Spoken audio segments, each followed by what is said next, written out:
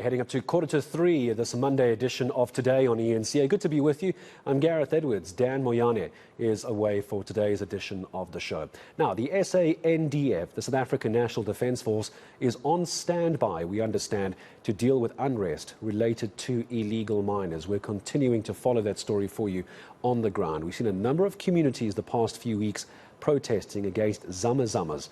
Residents have been torching the homes. We've just seen one of those of alleged foreign nationals and raiding mine shafts to get rid of these so-called zama-zamas. The action, of course, sparked by the rape of 8 young women, allegedly by illegal miners. Well, let's talk about the SANDF with Defence Web Editor Guy Martin joining us this afternoon. Guy, good to have you on today. Always a pleasure to speak to you. Is the SANDF really mandated to deal with something like this? Is this a national security issue, or is this simply criminality that our government can't manage? Good afternoon, and thanks for having me. The SANDF is not really mandated to deal with these sorts of things. The SANDF is geared towards military operations. We've seen them deployed in July 2021 to deal with civil unrest, but those sort of deployments are only as a last resort. The SANDF does not have the training to function as a police force, and they are only able to ideally back up the police force. So the SANDF is a tool of last resort and should not really be deployed to deal with something like this.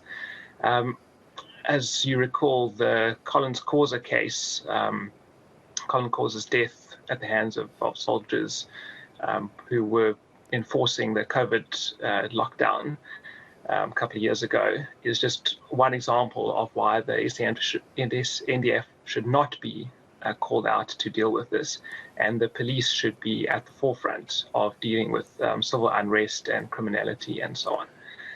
The police are recruiting 10,000 new officers, and they are also trying to recruit 4,000 new crowd control or riot police. So I think that's a much better solution to dealing with these sort of situations than calling out the Defence Force, which is already extremely thinly stretched at the moment.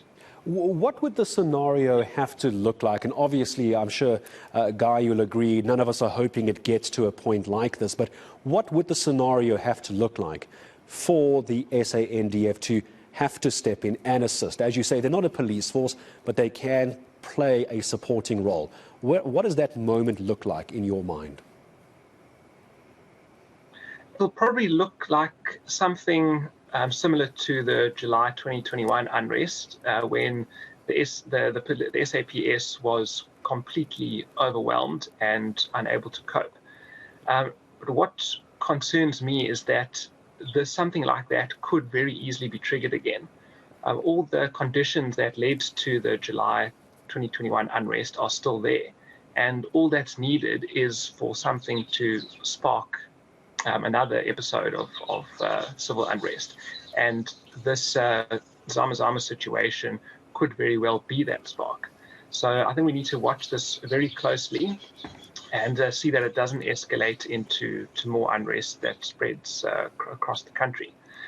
So this is, I think, the reason why the SANDF are putting themselves at the ready in case they are called up, because they can see what's happening and they can see the writing on the wall, and they know that the situation could get out of control, and they are going to try and be ready for it and maybe respond faster than July last year if they are forced to. Obviously, we all hope it doesn't get to that point.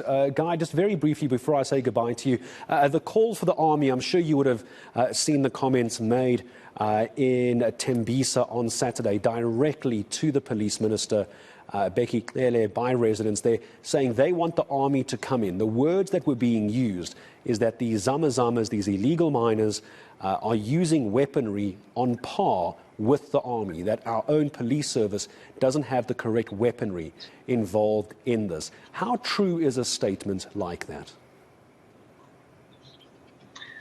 It is a fact that the zama-zamas are armed, but police, they do have, they've got assault rifles, they've got shotguns, they do have some armored vehicles.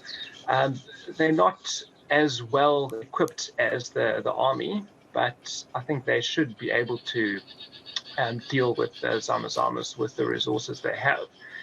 But like I say, if things get out of hand and this sort of devolves into widespread civil unrest, then the SAPS might be overwhelmed and the SANDF might have to be called out to assist them. But again, the SANDF are only ideally positioned to assist, and the police should always be leading operations like this. Well, I appreciate your time as always, Guy Martin. What a pleasure speaking to you. Hopefully it doesn't get to that point. Guy Martin, Defence Web Editor, joining us here on Today on eNCA. We're heading